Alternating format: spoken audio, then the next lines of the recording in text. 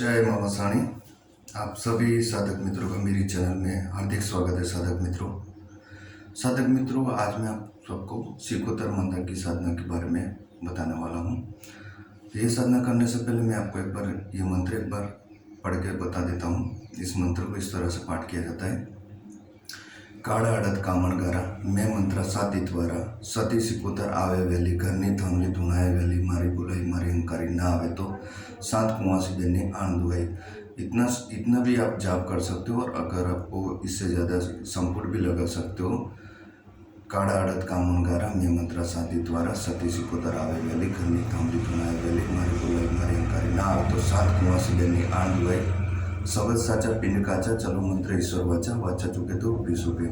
इस प्रकार से भी आप मंत्र को पाठ कर सकते हो। लेकिन जिस प्रकार से भी करते हो वो ये दूसरा मैंने जो मंत्र बताया, दूसरा वाला दोनों सेम ही है, लेकिन दूसरा वाला जो मंत्र है उसमें थोड़ा आप आण लगी हुई होती है, वाचा चुके तो विसुके। इसकी वजह से क्या होता है, ये मंत्र थोड़ा तीक्ष्ण हो जाता है।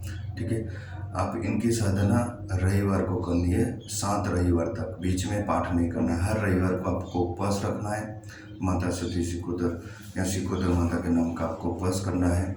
और आपको आपके घर में अगर आप इनकी पूजा करते हो तो अति उत्तम है, अन्यथा पनियारे पे दीवा करके भी ये साधना कर सकते हो।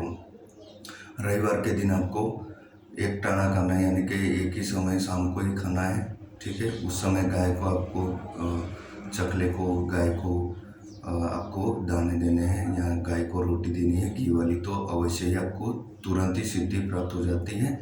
और 650 ग्राम चावल लेने हैं, उसको 650 ग्राम है, उसका आधा आधा करके पूरे चावल को आप के फिर उनका आपको नैवेद्य देना है इस माता को हर रविवार को। ठीक है, और एक श्रीफल चढ़ाना है। उसमें से 325 ग्राम में आपको घी और घी गुड़ डाल के फिर उसका निवेश करना है, और आधा जो है वो कच्चा रख के उसका निवेश करना है, और एक श्रीफल चढ़ाना है।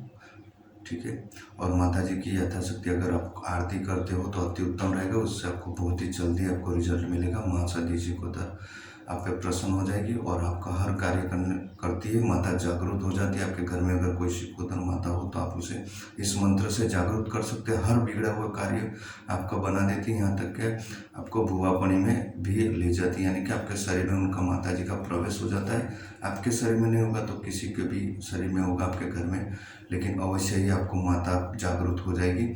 और आपको इस मंत्र की साधना अवश्य ही करनी चाहिए। और आपको ये साधना रविवार के दिन चालू करनी है। रविवार बीच में एक दिन भी आपको नहीं पढ़ना है। ठीक है, इस मंत्र को सिर्फ रविवार के दिन करना है। उस दिन उपवास रहना ही है 7 रविवार तक। और काले उड़द माता जी के पाठ पे रखने हैं, और घुघरे वाली चांदी की जो 5 घुघरे वाली जो वीटी होती है चांदी की, वो भी माता जी को अर्पण करनी है।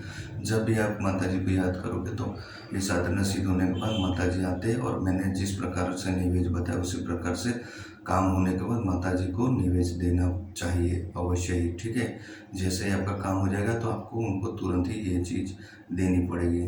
ठीक है, तो मैं आशा रखता हूँ आप सभी साधक मित्रों को माँ सती सिकोतर का ये जो मंत्र मैंने दिया है वो मैं आपको डिस्क्रिप्शन बॉक्स में भी लिख के दे दूँगा इस मंत्र को।